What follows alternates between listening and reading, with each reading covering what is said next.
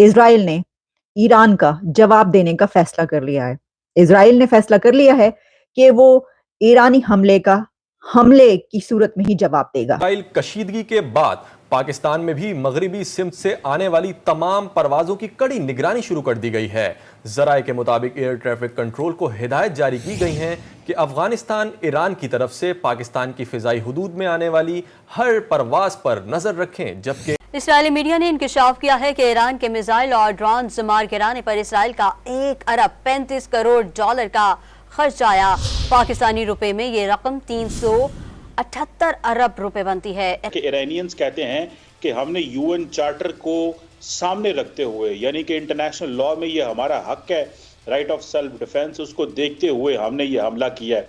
नमस्कार दोस्तों, Israel Iran का जवाब देने को तैयार है। इजराइल ने फैसला कर लिया है कि वो ईरान का हमले का जवाब हमले से ही देगा। यही कारण है कि जिस तरह से इजराइल की पूरी तैयारी देख करके इस वक्त पाकिस्तानियों के होश उड़े हुए हैं। जिस तरह से ईरान ने इजराइल पर हमला किया था, लेकिन इजराइल का ईरान कुछ नहीं बिगाड़ पाया। ईरान के सारे ड्रोन और मिसाइलें इजराइल ने मार गिराया, जिससे कि उसे कोई नुकसान नहीं हुआ। अब इजराइल ईरान पर हमला करेगा। यानी ईरान ने जो हमला किया है इजराइल पर, अब इजराइल उस हमले का जवाब देगा, इसके लिए तैयारी कर ली गई है। और ईरान ने वार्न किया ही था, लेकिन अब इजराइल ने वार्न किया है। इजराइल ने वार्न किया है ईरान को कि you will pay the price. Israel का कहना है कि it will exact the price.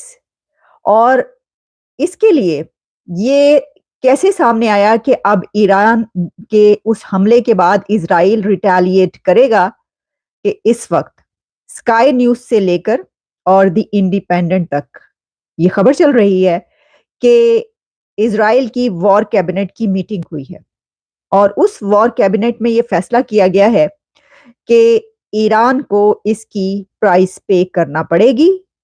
Israel retaliate करेगा, ईरान को हमले का जवाब देगा, बहुत करारा देगा, लेकिन किस टाइम देगा? When the time is right. तो आपके सामने अब जो नई डेवलपमेंट्स हैं वो रख देते हैं। आपने देख लिया, हमने आप तक तमाम खबरें दस्ती की दस्ती फौरन पहुंचाई कि ईरान के हमले से पहले और उसके बाद क्या कुछ अब तक हो चुका है। जितनी भी अहम डिटेल्स हैं वो आप जानते हैं। लेकिन अब क्या हुआ है? अब ये हुआ है कि ईरान के हमले के बाद जो इजराइल की वॉर कैबिनेट है उसका एक सेशन हुआ है, एक बड़ा अहम इजलास हुआ है। और उसमें मिनिस्टर बेनी गैंट्स, जो कि farmer head of the military हैं इजराइल के, उन्होंने ये कहा है कि the campaign is not over. इसकी वजह यह है कि ईरान की तरफ से ये कहा गया कि अब इसको कंक्लूड कर दिया जाए, अब हम इससे ज्यादा कुछ नहीं चाहते, हमने बदला ले लिया और हम इससे ज्यादा रिटेलिएट नहीं करना चाहते, और हम ये भी नहीं चाहते कि ये मामला इसी तरह आगे बढ़े, इस इश्यू को अब खत्म हो जाना चाहिए। ये ईरान की तरफ से कहा गया था।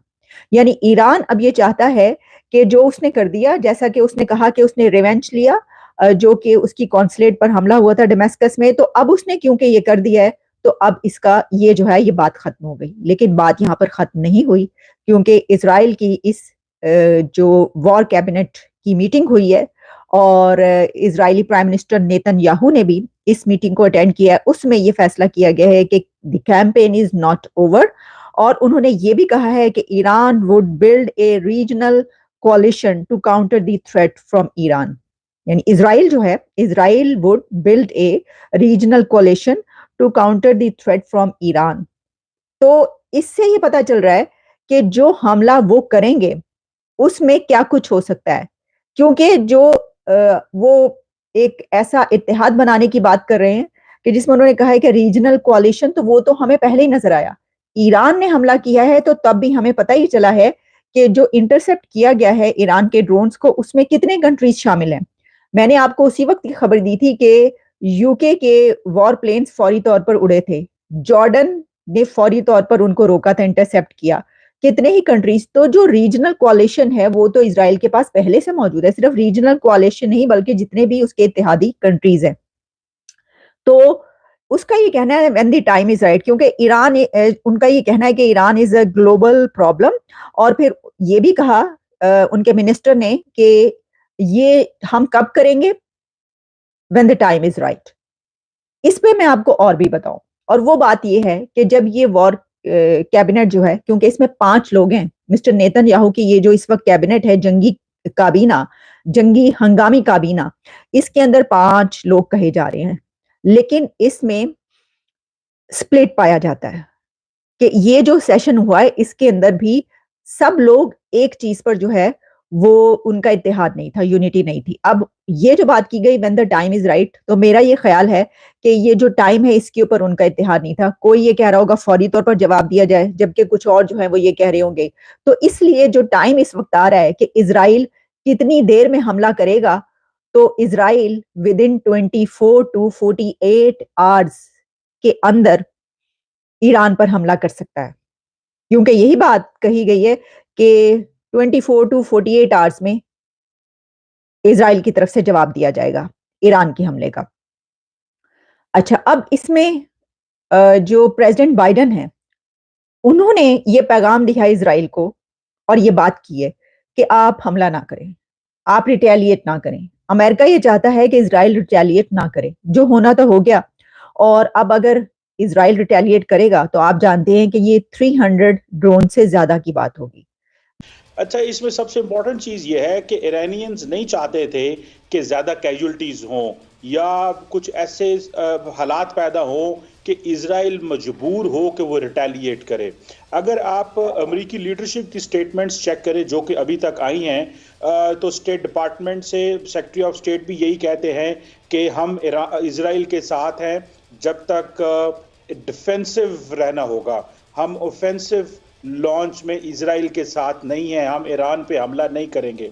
डिफेंस सेक्रेटरी ने भी यही कहा, लॉयड ऑस्टिन ने, कि अगर इजराइल कुछ करना चाहता है तो हमें पहले बताएं। इट मींस कि ये एक वार्निंग होती है कि आप कुछ ऐसे ना कीजिएगा। तीसरा जो व्हाइट हाउस से स्टेटमेंट आई थी वो भी बड़ी इंपॉर्टेंट है। उसमें प्रेसिडेंट बाइडेन ने जो बात की, उन्होंने कहा कि हम इसको डिप्लोमेटिक रिस्पॉन्स देंगे, यानी कि G7 के फोरम से। और साथ ही उन्होंने ये भी कहा उस स्टेटमेंट में कि ईरान ने मिलिट्री टारगेट्स जो है वो किए हैं, मिलिटरीली टारगेट किया और मिलिट्री इंस्टॉलेशंस पे टारगेट किए हैं। इसका मतलब यही था कि जिस तरह इजराइल ने ईरानी फौजियों को शहीद किया, इसी तरह ईरान ने भी मिलिट्री टारगेट्स जो है वो हिट किए हैं। सो इट मींस कि ये सिविलियंस का मसला नहीं है। देखा जाए तो खित्ते के ममालिक देखें तो लार्जली किसी बड़े मुल्क ने कोई स्टेटमेंट नहीं दी, सब खामोशी से देख रहे हैं कि ईरान क्या करता था, क्या करेगा। ईरान ने हमला तो कर दिया, लेकिन अमेरिकन और वेस्टर्न फोर्सेस चाहती हैं कि मजीद पैनिक क्योस ना फैले, अनसर्टन सिचुएशन ना बने और किसी तरह इजराइल जो है वो मजीद रिटेलिएशन ना करे, ताकि एक जंग का एक नया साइकिल ना शुरू हो जाए और जो जंग है उसका जो सर्कल है वो गजा से निकल के पूरे खित्ते में चला जाए। देखें, ईरान की जो स्ट्रेटेजिक पोजीशन है और जो इजराइल की पोजीशन है उसमें काफ़ी ज़्यादा फ़र्क है। बीच में इराक आता है, बीच में जॉर्डन है, बीच में साथ में सीरिया है, इजिप्ट है, सो और बहुत सारे ममालिक हैं, लेबनान है। तो इस खित्ते में अगर इस तरह जंग हो कि दोनों एक दूसरे के ऊपर हमले करें तो पूरे का पूरे खित्ते की एयर स्पेस बंद करनी पड़ेगी। तमाम जो इंटरनेशनल बड़े वाटरवेज हैं, रेड सी है, उसके बाद आपके स्ट्रेट ऑफ हार्मस है, या जो जो स्विस कैनाल है, सबको बंद करना पड़ेगा। तो इतनी बड़ी और ट्रिलियंस ऑफ डॉलर्स की जो ट्रेड भी बंद करनी पड़ेगी, आपको इंटरनेशनल स्पेस भी बंद करनी पड़ेगी। सो मेरा नहीं ख्याल कि अमेरिकन या बाकी इंटरनेशनल कम्युनिटी चाहेगी कि इस हवाले से एस्केलेशन हो, कि मामलात ख़राब हो। सो लगता ये है कि इस स्ट्राइक के बाद अगर इजराइल दोबारा हमला करता है तो सिचुएशन तो आउट ऑफ कंट्रोल हो सकती है, लेकिन मेरा ख्याल है इसको इंटरनेशनल इत्तेहादी उसको इनकरेज नहीं करेंगे। जो स्टेटमेंट्स मैंने आपके साथ शेयर की हैं उससे यही लगता है। तो दोस्तों, अब इजराइल का खतरनाक प्लान देख कर के इस वक्त पाकिस्तानी भी काफ़ी ज़्यादा परेशान है, क्योंकि पाकिस्तान जिस तरह से लगातार यही कहता है कि वो मुस्लिम देशों के साथ खड़ा है, लेकिन भीख लेने के लिए वह अमेरिका चला जाता है। जिस तरह से पाकिस्तान लगातार कोशिश कर रहा है कि जिस ईरान और इजराइल की जंग में पूरा फ़ायदा उठाया जाए, क्योंकि अमेरिका जब ईरान पर हमले करेगा तो पाकिस्तान उसको अपने एयरबेस भी दे सकता है। यही कारण कि जिस तरह से ईरान और इजराइल की जंग चल रही है उसमें पाकिस्तानी काफ़ी ज़्यादा दिलचस्पी ले रहे हैं। इनको ज़्यादातर डॉलर आने की उम्मीद है। यही कारण है कि लगातार ईरान ने जिस तरह से इजराइल पर हमला किया उसके बाद इजराइल ने भी फैसला कर लिया कि वो ईरान का जवाब देगा और ऐसा जवाब देगा कि ईरान हमेशा याद रखेगा, क्योंकि ईरान ने जो हमला किया था उस हमले से ईरान इजराइल का कुछ नहीं बिगाड़ पाया, लेकिन जब इजराइल ईरान पर हमला करेगा तो ईरान पूरी तरीक़ा से तहस नहस हो जाएगा। क्योंकि जिस तरह से ईरान लगातार ये धमकी दे रहा था कि वो इजराइल पर हमला करेगा और उसने किया भी, लेकिन अब इजराइल की बारी है। आपकी क्या राय कमेंट में ज़रूर शेयर करें। यदि आप चैनल पर नए चैनल को सब्सक्राइब करें। वीडियो पसंद आए तो लाइक करें, कमेंट करें और शेयर करें। जय हिंद, वंदे मातरम।